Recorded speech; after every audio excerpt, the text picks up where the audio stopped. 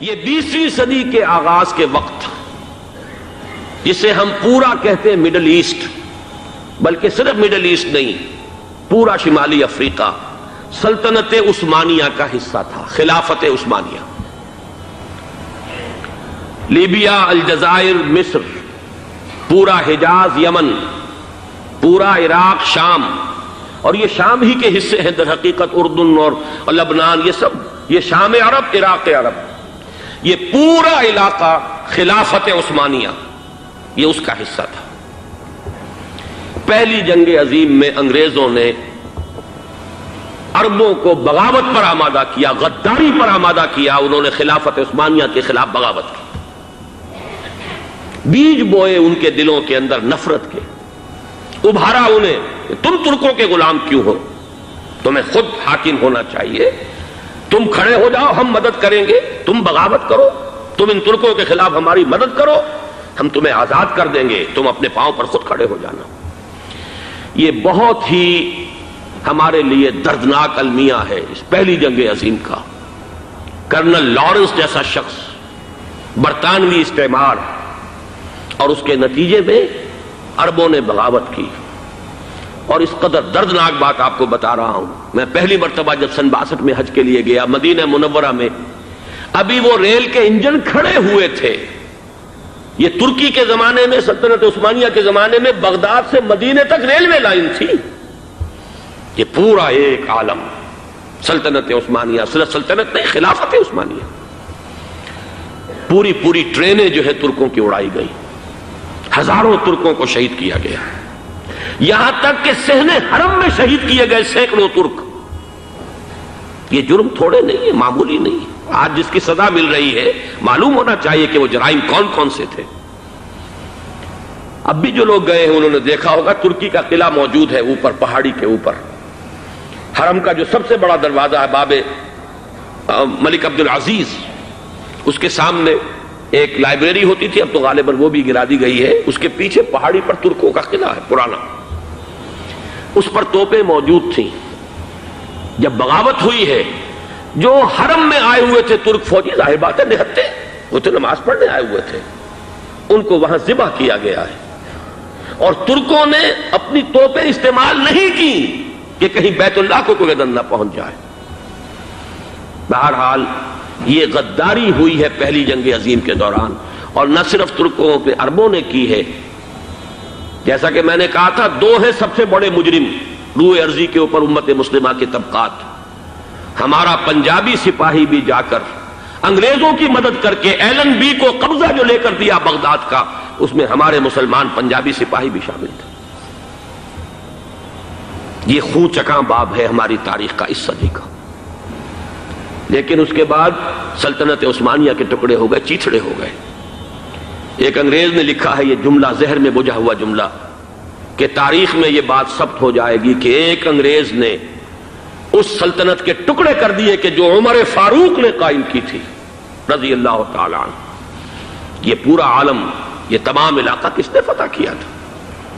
یہ بات ہاتھ بدل گئے تھے، پھر ترک آ گئے، خلافت عثمانیوں کے پاس چلی گئی، لیکن یہ سلطنت تو حضرت عمر رضی اللہ تعالیٰ عنہ کے زمانے سے چلی آ رہی تھی۔ اس کو ایک انگریز کرنل نے، اور اس نے بغاوت پہ آمادہ کر کے عربوں کو اور ترکوں کے پیٹھ میں چھرا گھپوا کر ان کے ذریعے سے اور ٹکڑے کر دیے۔ لیکن جب جنگ ختم ہوئی، اب انہوں نے کہا کہ اب ہمیں آزادی دیجیے، تو اب انہیں معلوم ہوا کہ غداروں کو دنیا میں کیا ملتا ہے۔ ٹکڑے کر دیے گئے۔ یہ حصہ عراق یہ انگریز کے پاس رہے گا، شام کا یہ علاقہ یہ فرانسیسیوں کے پاس رہے گا، مصر پر انگریزوں کا تسلط رہے گا، لیبیا اطالویوں کے پاس رہے گا۔ لے دے کر یہ جو علاقہ تھا حجاز، کیونکہ وہاں کچھ تھا ہی نہیں، بوادٍ غیر ذی زرع، یہ عربوں کے پاس چھوڑ دیا گیا۔ اس وقت جو بادشاہ ہیں، شاہ حسین اردن کے، ان کے دادا سب سے بڑے غدار وہی تھے، لہذا ان کو اس علاقے کی بادشاہت دے دی گئی۔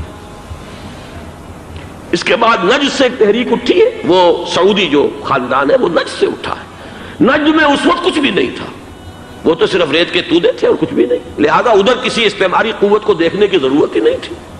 وہ تو بعد میں تیل برآمد ہوا اور اس کی حیثیت ہو گئی، اور یہ امارات کا علاقہ جو ہے اس کی دنیا میں اب گویا کہ یوں سمجھیے کہ جو سب سے زیادہ اہم علاقے ہو سکتے ہیں روئے ارضی کے نقشے پر، ان میں سے ایک وہ ہو گیا. لیکن یہ اس وقت کی بات میں کر رہا ہوں، کوئی حیثیت نہیں تھی، لہذا اس کو چھوڑ دیا گیا. یہ ہے تاریخی پس منظر، یہ لکیریں جو کھینچی گئی ہیں. یہ ایک ملت اسلامیہ کو جو قومیتوں میں تقسیم کیا گیا، پھر نعرے لگوائے گئے المصر للمصریین الشام للشامیین. اب شامی ایک علیحدہ قوم ہو چکے ہیں، مصری ایک علیحدہ قوم ہو چکے ہیں، عراقی ایک علیحدہ قوم ہو چکے ہیں. یہ ساری تقسیمیں استعمار کی پیدا کرنا ہے، اس کا کوئی تعلق اسلام کے ساتھ نہیں. اب ضرورت تو اس بات کی تھی کہ استعمار کے پنجے جب یہاں سے کچھ ہٹے، دوسری جنگ عظیم کے بعد ایک دور آیا، امریکہ ابھرا ہے دنیا کی عالمی سطح پر سیاست میں. اس کے ہاں کچھ آزادی کے تصورات تھے، اس نے بھی سپورٹ کیا. برطانیہ کمزور ہو چکا تھا، وہ اتنے بڑے علاقے کو اب ہولڈ نہیں کر سکتا تھا. ہندوستان بھی آزاد ہوا، پھر یہ کہ اور دوسرے علاقوں سے بھی اس کو پسپائی اختیار کرنی پڑی. استعمار کے پنجے جس طرح بھی ہوئے، ان کے سینوں سے، عربوں کے سینوں سے جو ہے گویا کہ وہ ہٹے. لیکن امریکہ نے ایک اپنی بہت بڑی حکمت عملی جو اختیار کی، عالم عرب کے سینے میں اسرائیل کا خنجر پیوست کر دیا تاکہ یہ کبھی آزاد نہ ہو جائیں، ہمارے انگوٹھے تلے رہے، ہماری پالیسی گورن کرے. یہ استعمار کا دوسری جنگ عظیم کے بعد جہاں برطانوی استعمار، فرانسیسی استعمار رفتہ رفتہ یہ ہٹنے شروع ہوئے. صدر ناصر نے انگریزوں کو اٹھا کر پھینکا میڈیٹرینین میں اور دوسرے جگہوں سے. الجزائر نے آزادی حاصل کی فرانس سے، اطالویوں سے جو ہے لیبیا والوں نے آزادی حاصل کی. یہ ہو گیا، لیکن ایک خنجر پیوست کر دیا گیا اسرائیل کا سینہ عرب. اس صورتحال میں ظاہر بات ہے کہ ایک تو بڑی آئیڈیل پوزیشن تھی کہ پورا عالم اسلام متحد ہو، لیکن وہ تو بہت دور کا خواب معلوم ہوتا ہے. علامہ اقبال سے بڑا کوئی نقیب نہیں ہے ملت اسلامی کی وحدت کا. ایک ہو مسلم حرم کی پاسبانی کے لیے، نیل کے ساحل سے لے کر تا بخاک کاشغر. لیکن انہیں بھی اپنے لیکچرز میں کہنا پڑا کہ اس وقت جو صورتحال ہے، پورے عالم اسلام کی ایک وحدت بن جانا تو تقریباً ناممکن نظر آ رہا ہے. اگر کسی طرح ایک common wealth of Muslim nations وجود میں آ جائے تو بھی بڑی کامیابی ہوگی. لیکن اس سے بھی پہلے یہ تو زیادہ آسان تھا کہ عالم عرب ایک وحدت کی شکل اختیار کر لے. یہ تو ایک قوم ہے، اکثر و بیشتر ایک نسل یا زیادہ دو نسلیں کہہ دیجیے. شمالی افریقہ میں بربر نسل بھی ہے، باقی تو سب عرب ہے. یہ پورا عالم ایک نسل، ایک زبان، پورے اتنے رقبے کے اوپر بولے جانے والی ایک زبان، یہ تو ایک ہو جائے. افسوس یہ ہے کہ اس کا ایک ہو جانا، ایک شخصیت ابھری تھی جو مذہبی مزاج کی شخصیت تھی، جو دینی مزاج کی حامل شخصیت تھی. اگر اس کی قیادت میں عالم عرب متحد ہو جاتا تو واقعتاً ایک بہت بڑا جو ہے مرحلہ وہ طے ہو جاتا پوری عالمی ملت اسلامیہ کی ایک وحدت اختیار کرنے کا. وہ شخصیت تھی شاہ فیصل شہید کی.